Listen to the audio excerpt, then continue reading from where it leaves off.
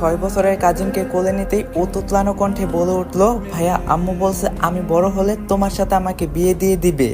আমার চোখ কপালে, তারপরও কপালে একটা চুমু দিয়ে বললাম, ঠিক আছে, তুমি যদি সবার কথা শোনো আর আমার কাছে মন দিয়ে পড়ো তাহলে আমি তোমাকে বিয়ে করব। প্রমিস? আমি বললাম হ্যাঁ প্রমিস। আচ্ছা ঠিক আছে। পাশ থেকে আন্টি হেসে উঠলেন। আমি হালকা লজ্জা পেয়ে গেলাম।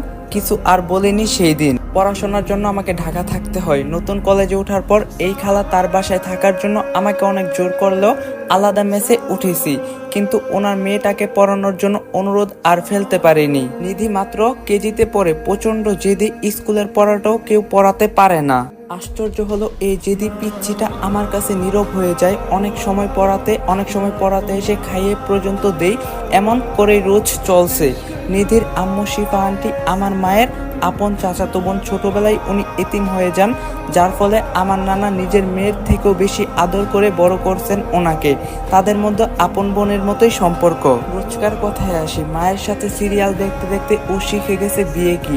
আবার একটা জায়গায় সে দেখেছে বিয়ে করলে নাকি আদর করে বেশি।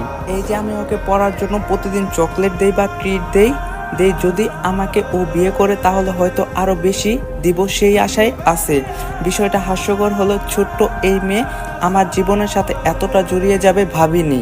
সেই দিন আন্টির কথা শুনে হেসেছিলাম, কি জাদু করছো আমার মেয়েকে নিহাল, ও তো সারাদিন তোমাকে বিয়ে করার কথা বলে। হাসির সাথে বিষয়টা কাটিয়ে গিয়েছিলাম সেদিন। কলেজের দিনগুলোতে নিধিকে আমি পড়িয়েছি। শেষ সময়টা কাটিয়ে নিজের এলাকাতে চলে আসি। খুব কমই যাওয়া হতো আন্টিদের বাসায়। নানু বাড়িতে বিশেষ কাজ ছাড়া যাওয়া হতোই না। ভার্সিটির ক্লাস, জবের প্রিপারেশনে এসবের ভিড়ে পুরনো ছোট ছোট স্মৃতিগুলো ভুলে গিয়েছিলাম।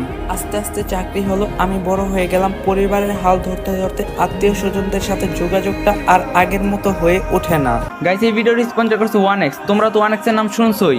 1x হলো নাম্বার 1 ট্রাস্টেড সাইট। তোমার যদি